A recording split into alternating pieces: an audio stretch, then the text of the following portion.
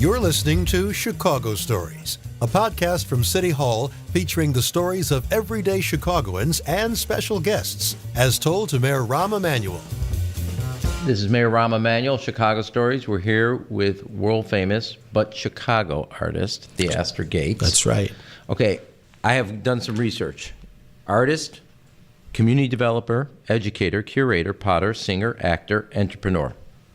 The actor part seems the most important. Okay, well, that's because we all are performing. But how does Theaster Gates describe Theaster? You know, a long time ago, Mayor, I stopped using the separations. Mm-hmm. I understand that the world needs these designations, these categories.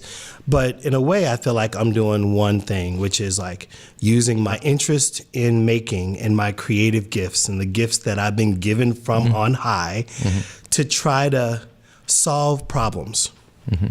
Now, some of the problems happen in museums. Some of them are on the streets on the south side or the west side.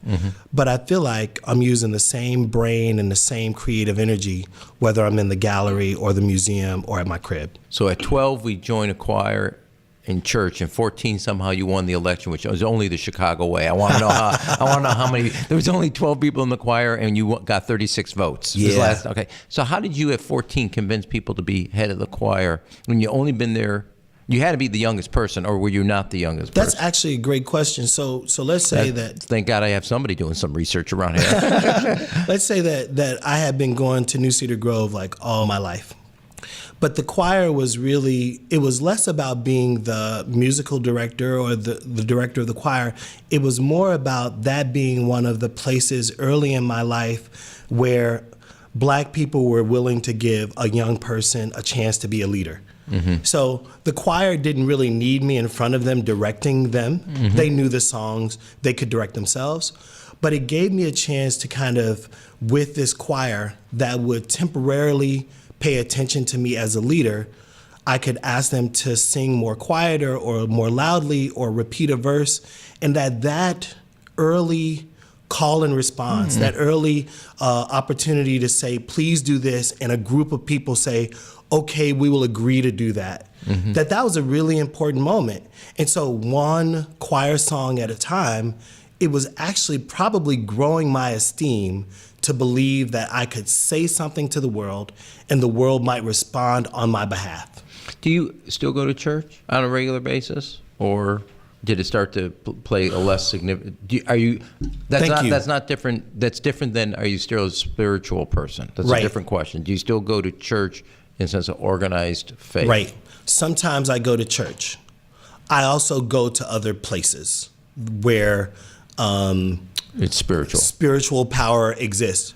But one of the interesting things that happened was probably when I was about 35, I created a band called the Black Monks of Mississippi.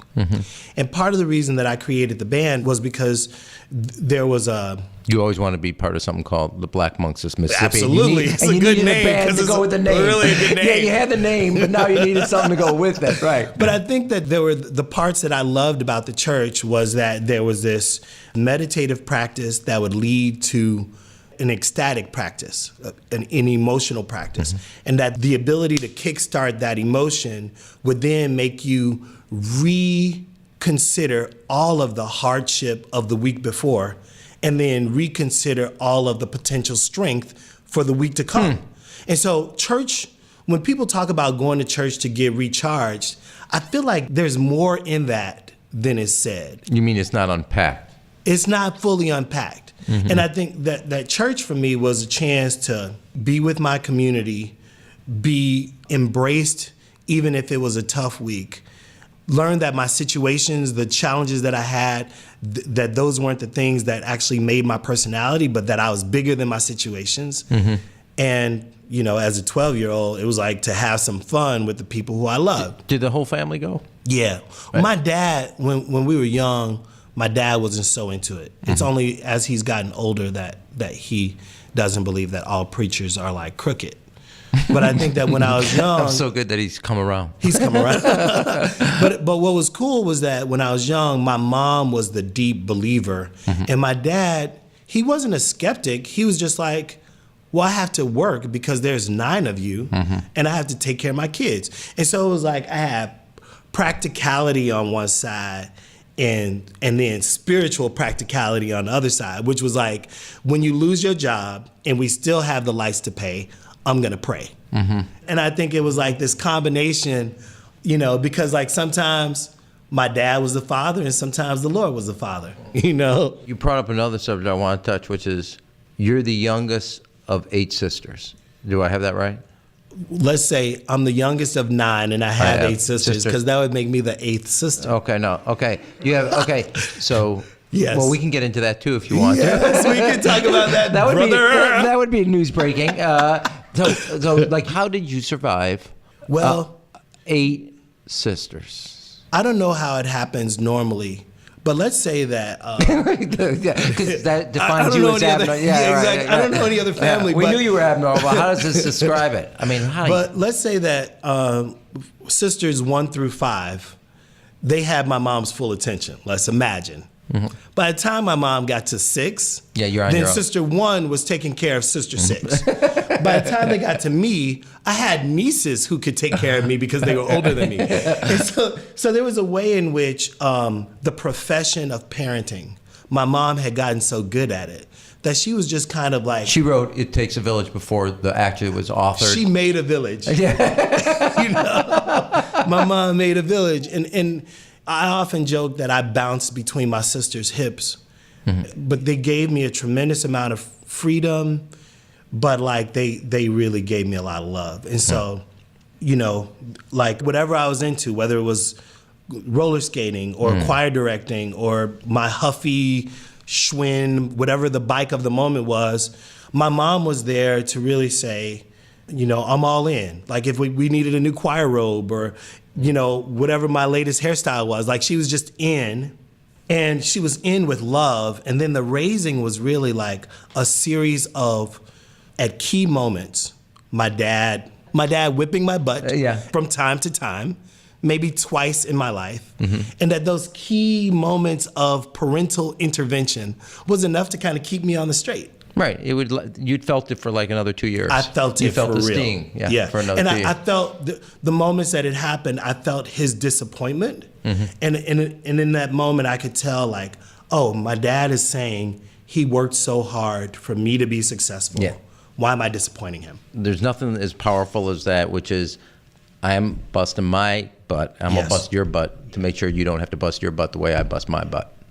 Yeah, and so I think that the I just like the record stuff, show. I could get a sentence with 4 butts in there. That's all I was. That's pretty good. Yeah. So you grew up all this, but it was clearly a family of love. Yeah, it was a family of love. It is a family of love. You talk regularly to all the family? Yeah, I mean, I should call my sisters more.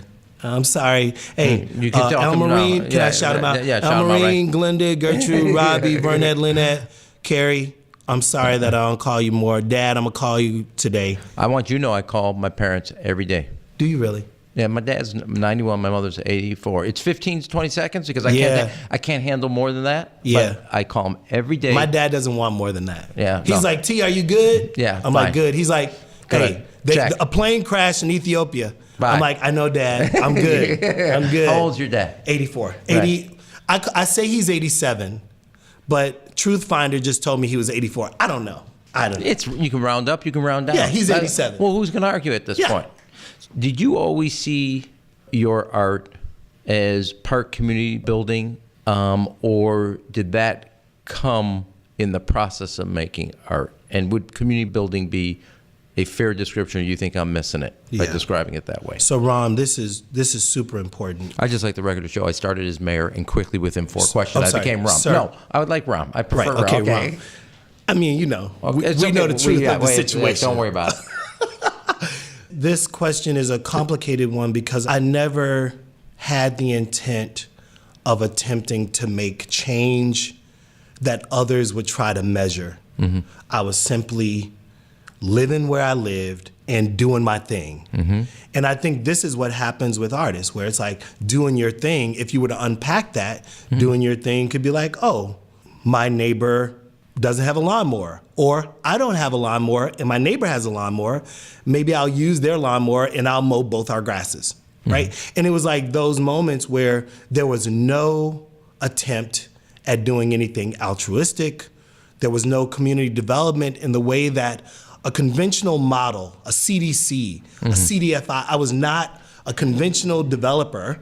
I was simply living my life. You didn't get any tax credits there. I did not get any tax credits, right? But on Dorchester, the buildings were available in 2006. And people had taken the pipes, and the copper was gone, and the water was leaking, and there was nobody to rescue it. And so it was like, oh, somebody has to turn the water off. Somebody has to call the water department. Somebody has to manage the building. And in 2006, I simply started acquiring the buildings because I thought they were cool. I acquired the buildings because I wanted to have a studio space. I acquired them because I thought if I had the building next door, I could have more people over and we could have a bigger barbecue. It was all selfish. It was all about a creative person growing his personal creative practice. When we look back on that, it's easy to say, I was becoming a community developer. But in fact, I was being an artist.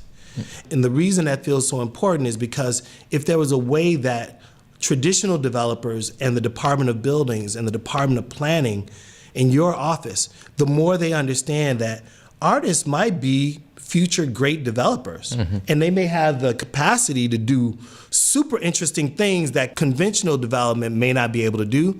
The only difference is artists don't know the language of development.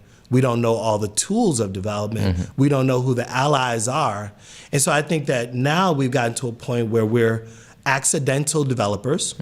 We have 70 units. So let me ask you a question. Housing. I know. Who is we? So when you say we, so who's the other artists that you think are working in your genre, your space?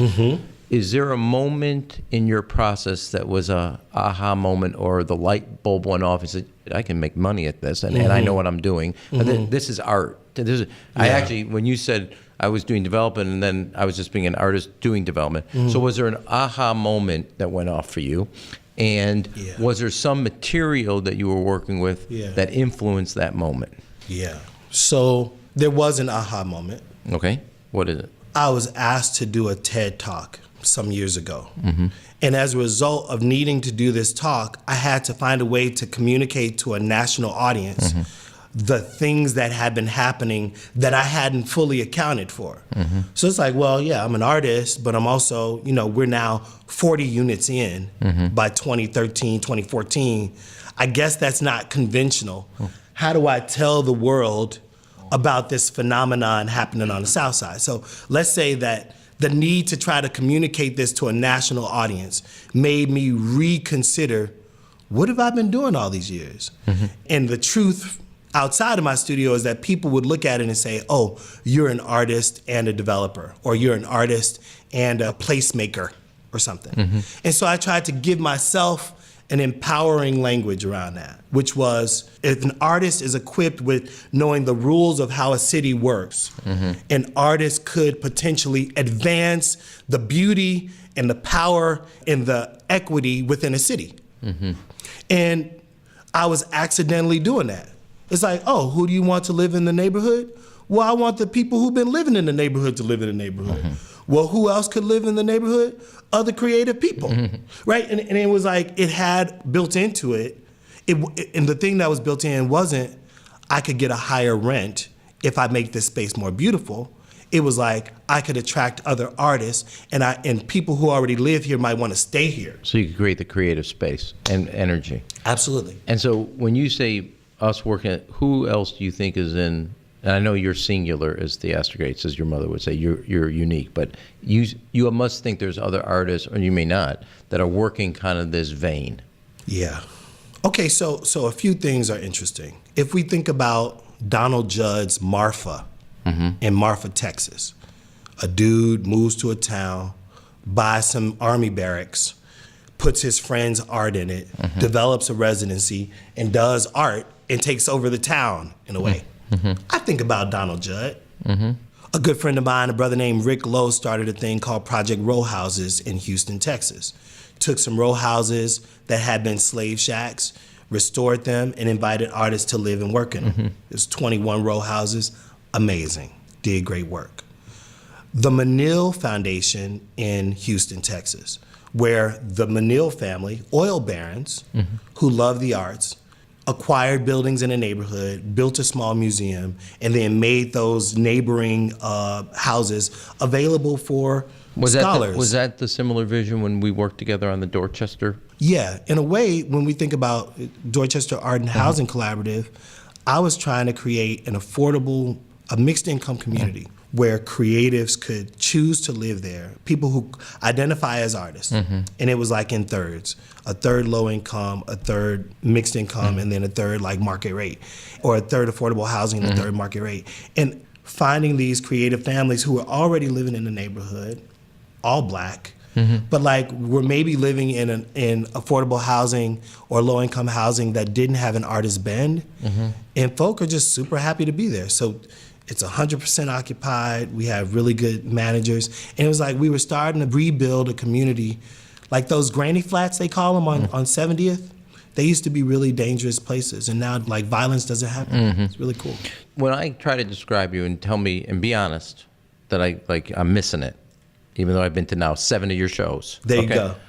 That Theaster Gates reappropriates things from the neighborhood and around and beyond just neighborhood, brings back their original meaning, but tells it in a different context. That's what I'm like. I take a look at the fire hoses. Yes. Which is the first kind of piece I got. Here is a fire hose to put out fires. Yeah. But you reappropriated it and then told a different story. It's also a fire hose that like knocked Black people down in the 60s. That's what I'm, yeah. Right. And so I think your definition is a good one. But if I were to kind of connect am I missing something I wouldn't say you're missing something, but if I were to kind of shift this a little, it could be, I believe in the inherent power in people and things, even when others don't see the inherent value, right? So let's say there's an old building, like I remember before Bloomingdale's home was Bloomingdale home, it was the Masonic Temple.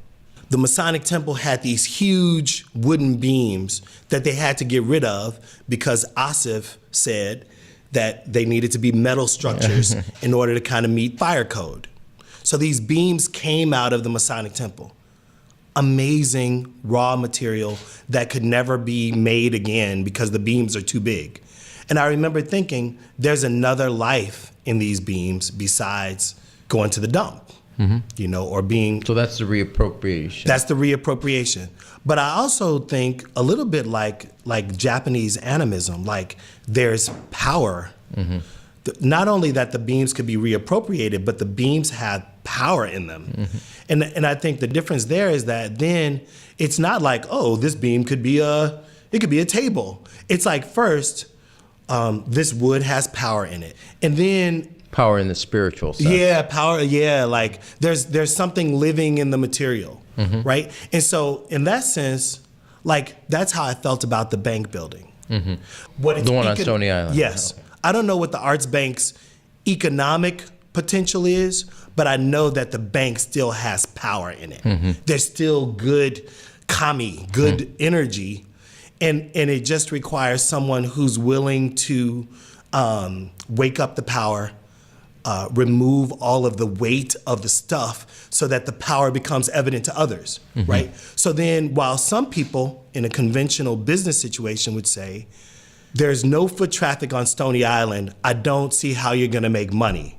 That would be the person in my buildings department and zoning department that wanted to tear it down, correct? Let's say. Look, just if we wanted to be theoretical, there could be somebody in a bureaucracy that says, this is unsafe, let's tear this down. And you would say, Mr. Mayor, I would not like to start. That could happen. Absolutely. That could happen, possibly. And let's say that in your team, you had a buildings, let's say you had a buildings advisor that was a Buddhist, right? And your buildings advisor could say to the buildings team. Again, this is all just made up as if we were in Hollywood writing a script. I mean, it's great. And because I really do think that there's a criteria that's not considered with buildings in black neighborhoods, these were buildings that were built with a lot of love, a lot of integrity by really skilled people who were coming from Italy and Poland and Ireland. And it's like, and these were black hands that were also touching these buildings. Is there not something left to do?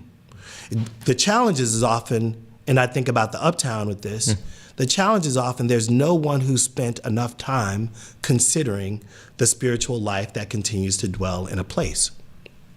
And so if we think that a place is bankrupt of spiritual life, then we won't invest in infrastructure. We won't invest in healthcare. We won't invest in new schools. And so I'm saying, this isn't just about wood. This is about, have we given up on black and brown people? Like, is it possible that we believe that, like, nothing could happen on the east side at 3300 East 93rd Street. And if you believe nothing great could happen there, then you won't invest. People say, I want to triple down my investments, so I'm going to invest, And that's why I'm thankful to you to understand that there needs to be a program about neighborhoods. But I think another way is saying, like, where is the spiritual life of the buildings in our cities? Where is spiritual life in the lakes and rivers and what we call empty lots? Like, what happened on those empty lots that might still have a germ of something super special? So the mojo's still there. The mojo is still there. So let me ask you, was it weird, having done the art program at CTA, to come back and then go from running that program to being commissioned to do one of the most unique pieces, I think, that we've ever done, and I don't know of another mass transit. Was it a little like out of body, Dude, it was so crazy. It was amazing because, so I worked under a dude named Frank Cruzy. Yeah, we know. Right? You know, Valerie Jarrett and Elizabeth White, Beth White. That was like my crew, right? And then there was a younger brother, Peter Farrenwald, and a woman, Linda Fuller. These are all salt of the earth bureaucrats, right? And I had my dreads, I had my nose ring, and I was not a conventional bureaucrat. And the time... You were the beam in the Masonic temple. Yeah, exactly. Exactly. A little bit. I was the beam in the Masonic temple. We gotta get the wood out of here and get some metal. Exactly. I was the beam in the Masonic temple. Yeah. And I remember Linda when I would give her a big idea about art, she used to be an English teacher, she would pull out a red pen and she would spell check and grammar check my memos. Be like, Linda, what are you doing? And she's like, well, if you have great ideas with typos, this is not a good delivery. I'm gonna give you so you don't feel bad. She had a felt pen. She had a felt pen, brother. So Leon Panetta, chief of staff for Bill Clinton, who I love dearly, used to walk around with 3 yellow legal pads, and he had a blue felt pen. And I said, Leon, nobody can read this crap. What the hell are you doing? And he would.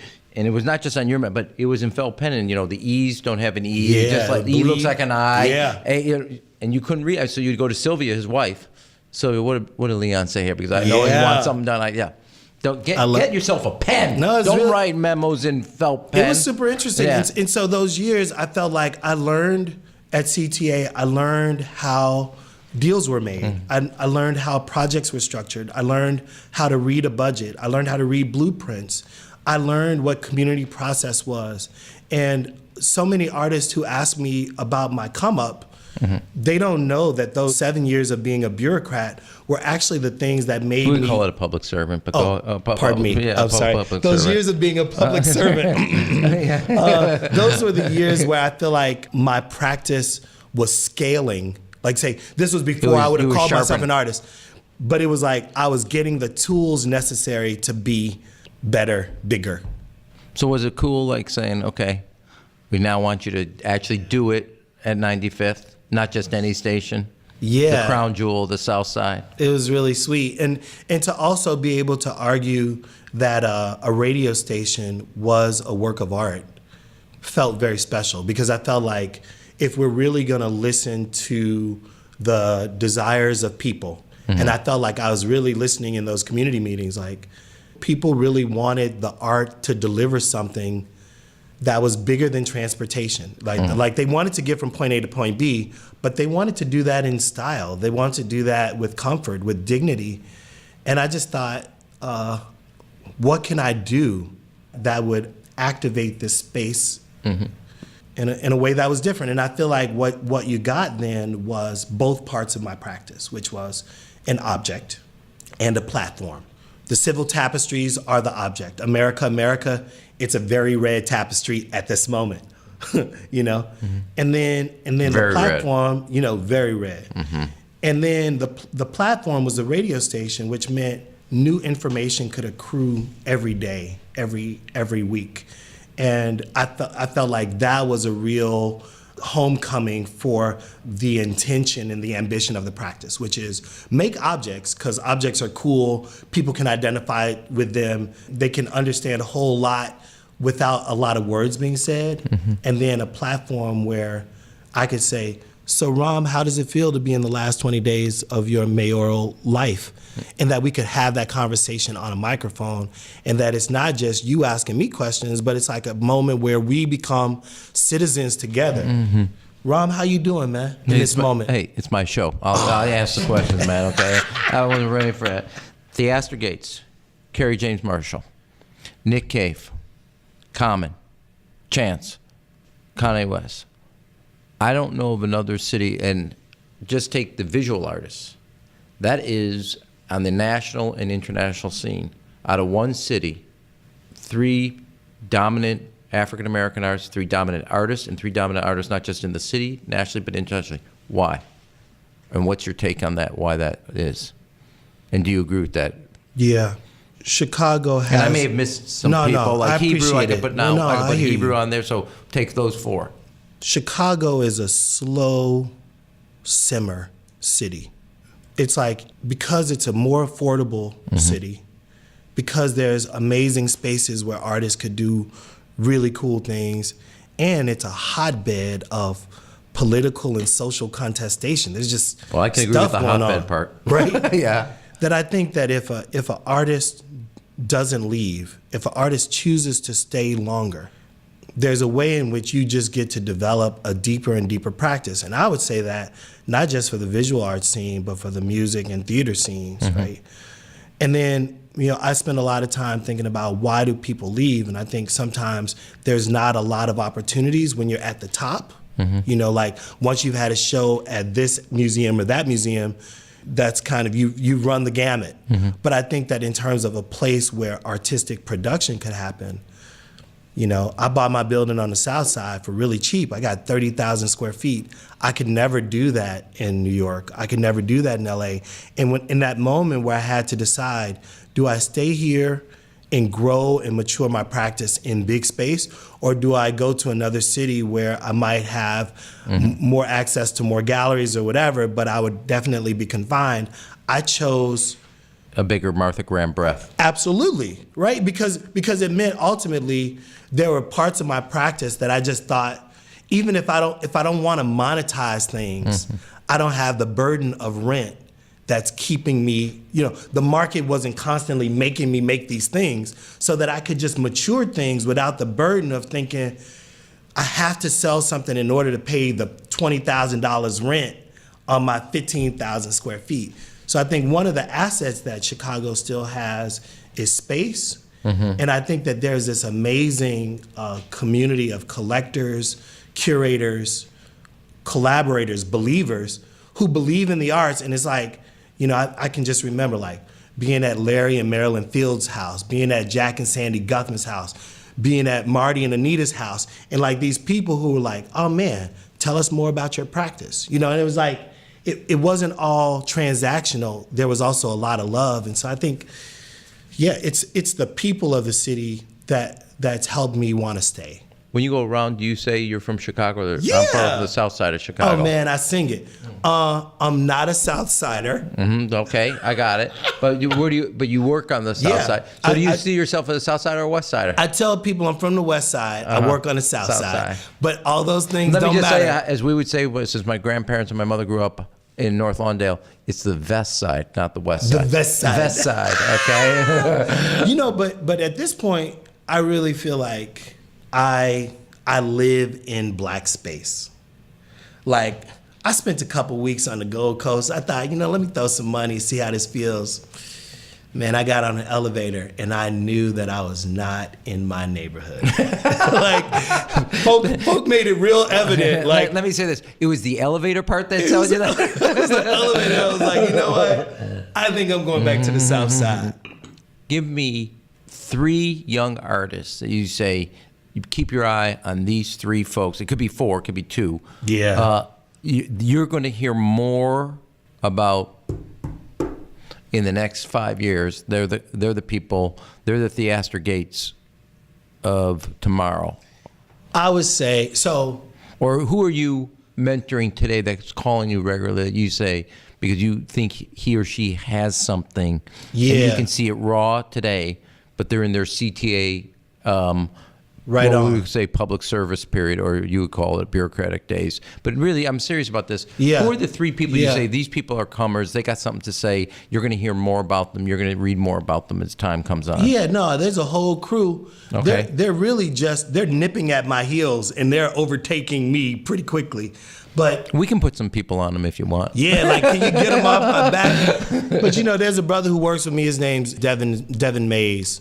He's just like a good dude who's really growing his sculpture chops, but it's like he's growing his good dude chops, and that's super important to me. Nate Young, cold-blooded craftsman, maker, thinker. Tony Lewis. Nate Young. Does he do sculpture also? He makes sculpture. Okay. And his wife, Carolyn, they're a cold-blooded couple. And I you think said about, that in a complimentary way? Yeah, they're cold. They're the best. Because like, I think of it as complimentary cold blood, but that may say something about me. No, they're cold-blooded. And I think about them a lot, when I'm thinking about great people. Then there's a performance and visual artist, a sister named Alexandria Aregbu. Went to the Art Institute, super fly. She's like, to me, she's like the Grace Jones of our times. She's like super unapologetic. Does really interesting things. Her family's of Nigerian descent, I believe, and she's somebody I think about a whole lot. Sister Rashayla, You don't know, what does she do? She's a kind of performance artist and photographer, taking her mom's clothes, reappropriating them, wearing them, kind of talking about these past moments.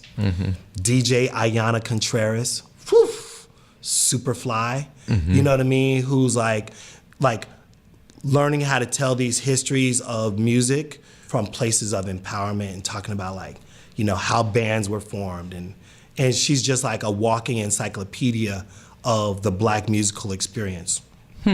Yeah, and so, I just feel like I'm surrounded by really amazing artists who, whatever their craft is, I'm even thinking about Chef Eric Williams, who just opened the restaurant Virtue on 53rd Street. Chef Eric is probably younger than me, but he runs Virtue like the military. I mean, it's like them greens are consistent. That mac and cheese is cold-blooded, And I just think that if we were to expand the if we open that up a little bit, there are artisans and creatives who are doing things in the world and finally have a platform.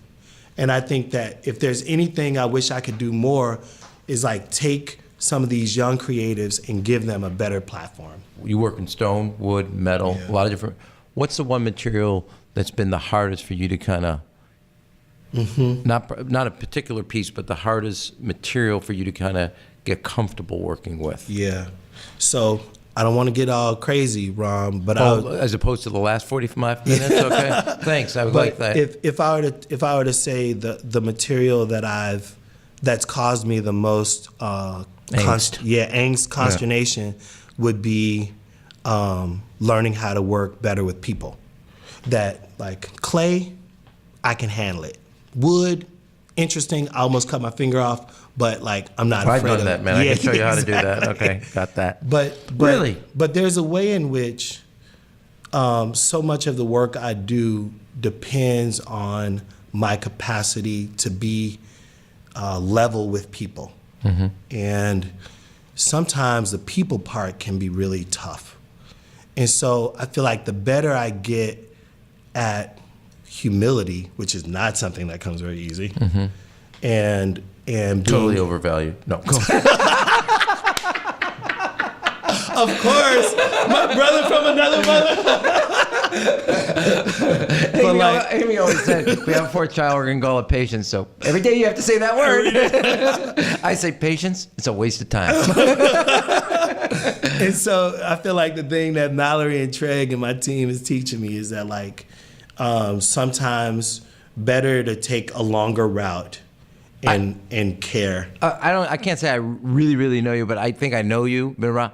I can't believe that, given how many people are in and around your life coming in and out, that would have been the material that is hardest for you. Yeah, I think I spend the most of my time. It comes like don't ever read a book by its cover. Yeah, then. like the relational part is the part that matters the most. Even like I'll give you an example.